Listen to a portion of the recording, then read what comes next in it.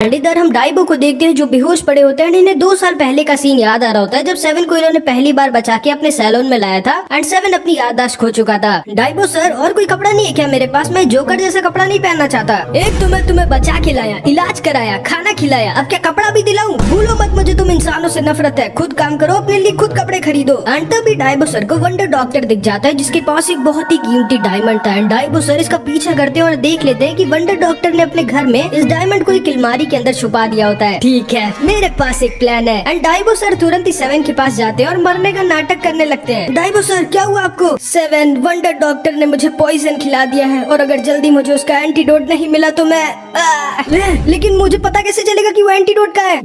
इस पेपर को देखो, ये उस एंटीडोट का मैप है। एंड फिर ये दोनों रात में चुपचाप वंडर डॉक्टर के घर के पास आ जाते हैं। 7, कुछ भी हो जाए उस एंटीडोट को खोल के मत देखना वरना मैं बच नहीं पाऊंगा। एंड फिर 7 किसी तरह अंदर घुस जाता है और इस अलमारी को एक एक कर खोलने लगता है। लेकिन तभी 7 वंडर डॉक्टर के ट्रैप में फंस जाता है और नीचे वंडर डॉक्टर के बेसमेंट में आकर गिर जाता है। रास्ते में इसको बहुत सारे ट्रैप्स मिलते हैं लेकिन 7 सारे ट्रैप से बचते बचते किसी तरह वंडर डॉक्टर के सीक्रेट रूम के पास आ जाता है जहाँ पे वंडर डॉक्टर के पास वो डायमंड वाला बॉक्स था। एंड असल में वंडर डॉक्टर एक मास्क पहनता है और अंदर से बहुत खतरनाक दिखता है। 7, मिला क्या तुम्हें? एक मिनट, कहीं वो उस डायमंड को लेके भाग तो नहीं गया? हट साला, ये सारे इंसान एक जैसी होते हैं। एंड तभी डाइबो सर भी एक ट्रैप में गिर जाते हैं। ठीक 7 के पास आ जाते हैं। डाइबो सर, वो रहा वो बॉक्स, सोच क्या रहे हो 7? जाओ छीन लो उसे। एंड 7 वंडर डॉक्टर की तरफ भागता है इस बॉक्स को छीनने के लिए, लेकिन तभी वंडर डॉक्टर को किसी के आने की भनक हो जाती है एंड तुरंत ही अपना मास्क पहन लेता है एंड 7 के ऊपर अपनी इस खतरनाक मशीन से अटैक कर देता है। अरे बाप रे, ये तो बड़ा खतरनाक है। 7, भागो यहाँ से। नहीं डाइबो सर, मैं बिना उस बॉक्स को लिए यहाँ से नहीं जाने वाला। ठीक है, तुम मरो फिर मैं निकलता हूँ। एंड डाइबो उड़ के बाहर निकल जाता है एंड 7 यहाँ नीचे उस डायमंड के बॉक्स के लिए बहुत ज्यादा पिट रहा होता है। अरे यार, ये इंसान कितने पागल होते हैं। एंड डाइबो सर फिर से नीचे आ जाते हैं एंड 7 की हालत बहुत खराब होती है। 7, मुझे एंटीडोट नहीं चाहिए भाई, चलो यहाँ से। आखिर तुम मेरे लिए क्यों अपनी जान देना चाहते हो? नहीं डाइबो सर, मैं आपको कुछ भी नहीं होने दूंगा क्योंकि आप मेरे दोस्त हो। एंड 7 दोबारा जाकर पिटने लगता है एंड डाइबो समझ जाता है कि 7 बाकी इंसानों की तरह नहीं है। 7 भले ही थोड़ा बुद्धू है लेकिन 7 एक बहुत अच्छे दिल का इंसान है। एंड 7 भले ही डाइबो के लिए उस बॉक्स को तो नहीं ले पाता लेकिन इन दोनों की उस दिन बहुत अच्छी दोस्ती हो जाती है। एंड अभी इधर हम आज के टाइम पर आते हैं जब 7 के ऊपर बहुत सारे किलर्स अटैक कर रहे होते हैं। एंड तभी डाइबो सर भी होश में आ जाते हैं एंड हर तरफ 7 को ढूंढने लगते हैं। 7 कहाँ है? यहाँ तो नहीं है, वो तो मुझे भी दिख रहा है। एंड तभी डाइबो को 7 के ऊपर की इतनी बड़ी बाउंटी दिख जाती है एंड इन सबको पता चल गया होता है कि 7 कोई नॉर्मल बार्बर नहीं बल्कि द शैडो किलर था। एंड डाइबो समझ जाते हैं कि 7 जरूर से अकेले जुगावो सिटी की तरफ निकल गया होगा एंड ये भी फिर जुगावो सिटी की तरफ फी के साथ निकल जाते हैं। एंड फिर इधर हम 7 को देखते हैं जो किसी तरह अपनी जान बचा के एक लकड़ी की बोट पर बैठ के जुगावो सिटी की तरफ जा रहा होता है लेकिन ये बेचारा रास्ता भटक जाता है और द ब्यूटी आइलैंड में आ जाता है।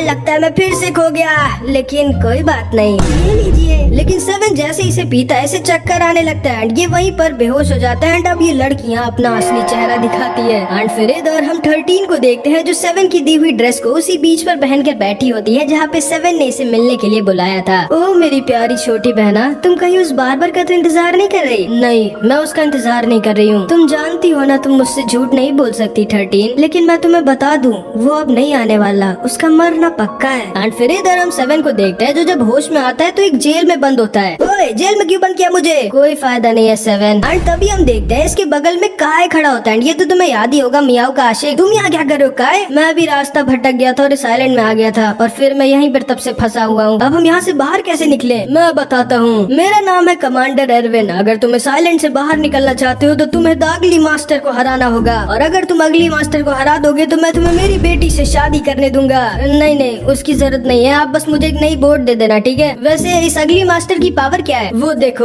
उस लड़के को देख रहे हो? वो ऐसा दिखता था पहले। क्या? अगली मास्टर अपने पावर से लोगों को बहुत ज्यादा बदसूरत बना सकता है। एंड अगली मास्टर की पावर के बारे में जान के ये दोनों लड़ने से ही मना कर देते हैं। यार, अगर मैं और अगली हो गया तो फिर कोई लड़की तो छोड़ो, कोई लड़का भी मुझसे शादी नहीं करेगा। अगले दिन हम देखते हैं डाइबो और फे भी रास्ता भटक गए होते हैं और ब्यूटी आइलैंड पर आगे होते हैं। हम लोग यहाँ पर हाथ पे हाथ धरे बैठे नहीं रह सकते, हमें उस अगली मास्टर को हराना ही होगा तभी हम यहाँ से बाहर जा पाएंगे। एंड डाइबो अपने डाइबो एक का यूज करता है और एक गिटार बन जाता है और ये तीनों अगली मास्टर से लड़ने के लिए आ जाते हैं, जो कि काफी अजीब दिख रहा होता है। 7 इसके ऊपर अटैक कर देता है, लेकिन तभी ये अपनी अगली बीम का यूज कर देता है, जो जाके काय को लग जाती है। ये भी अजीब सा दिखने लगता है, उल्टा अगली मास्टर को बचाने लग जाता है। ये क्या कर रहे हो तुम काय? मैं तुम्हें बताता हूँ 7, शायद अगली मास्टर की अगली बीम की वजह से ये इसका नौकर बन गया है। सही कहा। एंड तभी काय 7 को पकड़ लेता है एंड ये अगली मास्टर 7 के ऊपर अपनी अगली बीम से अटैक करने लगता है, लेकिन तभी डाइबो वापस से ट्रांसफॉर्म होकर एक हीरो की तरह इसके शीशे को अपनी गन से तोड़ देते हैं। वाह डाइबो सर, आप कितने कूल हो, मुझे भी आजाद करो जल्दी। क्यों नहीं 7?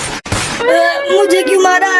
सॉरी, हवा थोड़ी तेज चल रही थी, तुम लोगों को मैं छोड़ूंगा नहीं। एंड तभी ये मास्टर अपना 360 मिरर निकाल देता है, लेकिन 7 इसको अपने मिरर में देखने ही नहीं दे रहा होता। डाइबो सर, काय को उठाइए जल्दी। एंड डाइबो काय को होश में ले आता है एंड ये तुरंत ही अपना सैड सॉन्ग टेक्निक यूज कर देता है। एंड अगली मास्टर को अपना सैड पास्ट याद आने लगता है, जब ये एक सुंदर सी लड़की के साथ डेट पे गया था, जिसे बहुत ज्यादा प्यार करता था। ये दोनों साथ में घूमते हैं और पूरे दिन बहुत बातें करते हैं, और वो दिन इसकी जिंदगी का द बेस्ट डे था। लेकिन वापस जाते वक्त ये लड़की इसको ब्लॉक कर देती है, क्योंकि ये इतना ज्यादा गंदा दिखता था। ये इस लड़की को पीछे से बुलाने की कोशिश करता है, लेकिन ये लड़की इसको घूम कर भी नहीं देखती। एंड जितनी देर ये अपने सैड पास्ट की यादों में खोया हुआ था, उतनी देर में ये लोग इसे पूरी तरह से पकड़ लेते हैं। अब जल्दी बताओ कि तुम्हारे अगली स्पेल को गायब कैसे करें, वरना मैं तुम्हारे बाल गायब कर दूंगा। इस स्पेल को हटाने का सिर्फ एक तरीका है, एक लड़का और लड़की जिनके ऊपर मेरा स्पेल है, उन्हें आपस में किस करना होगा, जिसको सुनकर ये सब के सब एक दूसरे को किस करते हैं। एंड इस तरह ये सारे लोग वापस से ठीक हो जाते हैं। मैं कमांडर एडविन आपका शुक्रिया करता हूँ महान 7, और हमारे वादे के मुताबिक वो रही आपकी नई बोट। इस बोट से तो अच्छा मैं अपनी बोट से चला जाऊं। एंड फिर इधर हम इन दोनों दिल टूटे आशिकों को देखते हैं, जो आपस में काफी अच्छे दोस्त बन गए होते हैं। एंड 7 और डाइबो फे के साथ जुवाबू सिटी की तरफ फिर से निकल जाते हैं। तुम्हारी हिम्मत कैसी हुई मुझे अकेले छोड़ के जुवाबू सिटी जाने की? हाँ 7। अगले दिन हम इधर चिकन आइलैंड में देखते हैं, और बेचारी 13 आज भी 7 का इंतजार कर रही होती है। एंड फिर इधर हम डाचन को देखते हैं, जो ट्रेनिंग कर रहा होता है, लेकिन तभी इसके पास 11 आ जाती है। हाय हैंडसम, डिस्टर्ब मत करो मुझे। 998, 999, 1000। तुम तो वही किलर हो ना, तुम फिर से मुझसे लड़ने आई हो? नहीं, मुझे पता है तुम बहुत स्ट्रांग हो, मैं तुम्हें अपना बॉडीगार्ड बनाना चाहती हूँ, बदले में मैं तुम्हें इतने सारे पैसे दूंगी। बिल्कुल नहीं, तुम एक किलर हो, मैं तुम्हारा बॉडीगार्ड नहीं बनने वाला, मैं तुम्हें अरेस्ट करता हूँ। कैसा लड़का है ये, इसे ना तो सुंदर लड़कियाँ पसंद है ना पैसे। लगता है अब मेरे पास और कोई ऑप्शन नहीं है, प्लीज मुझे माफ कर दीजिए स्ट्रॉन्ग बॉडीगार्ड। एंड भाई ये 11 नाटक करने लगती है, मैं जानबूझ के किलर नहीं बनी थी, मुझे कुछ लोगों ने जबरदस्ती किलर बनाया था, वरना वो मेरे परिवार को मार देते। इसीलिए मुझे आपकी मदद की जरूरत है, मेरी फैमिली को बचाने के लिए। मेरे पास जितने पैसे हैं आप सब ले लीजिए। एंड इसकी बातों को सुन के डाचुन जाके इसके सारे पैसे उठाने लगता है।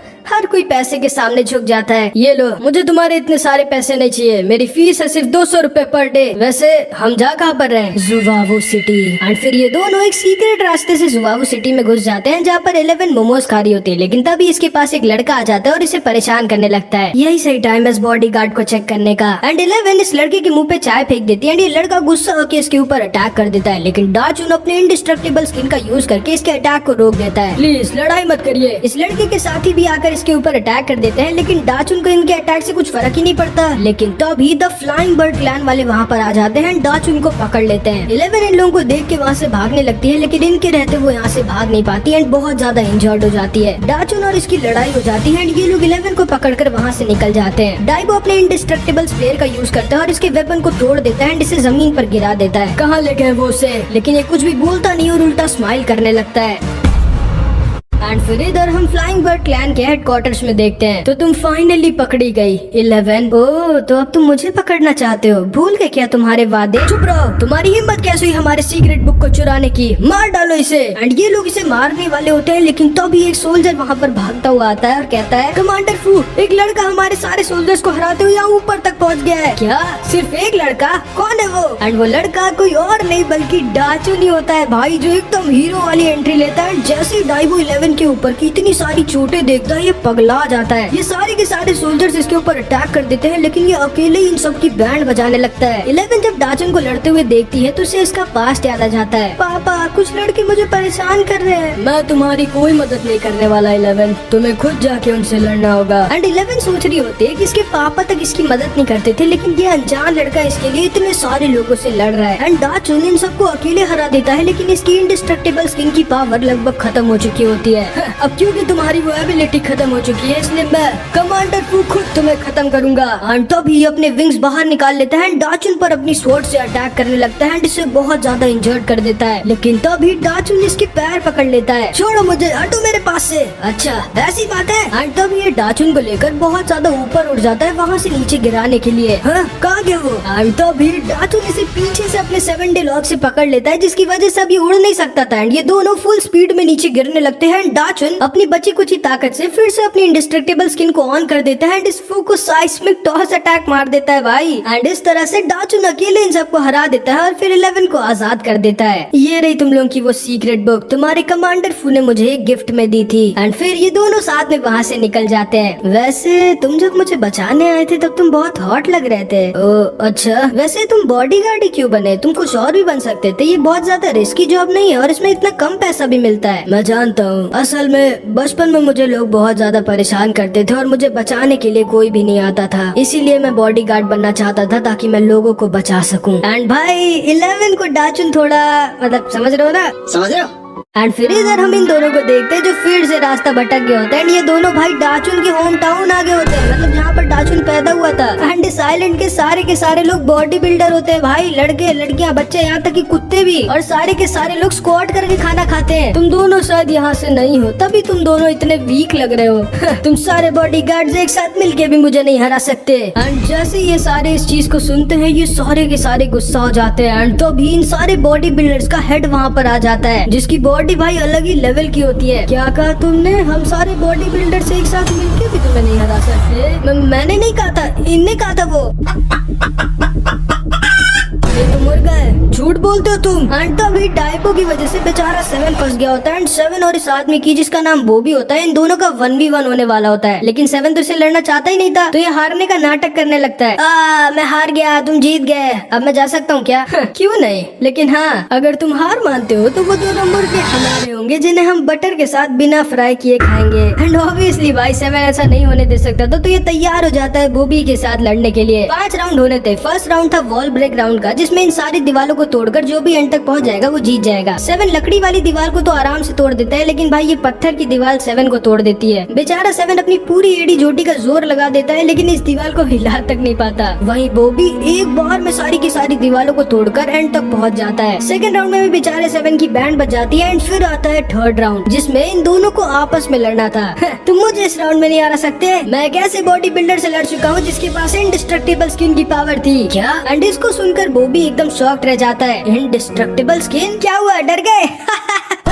एंड इसके पास भी इंडिस्ट्रक्टेबल स्किन की पावर थी भाई। बेवकूफ लड़के, इस आइलैंड में लगभग हर किसी के पास इंडिस्ट्रक्टेबल स्किन है। बैटल शुरू करो। एंड जैसे इन लोगों की बैटल शुरू होती है, बॉबी 7 को एक जोर का पंच मार देता है एंड 7 आउट होते होते बचता है। ओए लड़के, जिस लड़के की तुम बात कर रहे थे जिसके पास इंडिस्ट्रक्टेबल स्किन है, वो कहीं डाचुन तो नहीं? हाँ, उसका नाम डाचुन है। तुम उसके दोस्त हो क्या? फिर तो हम दोनों भी दोस्त हुए।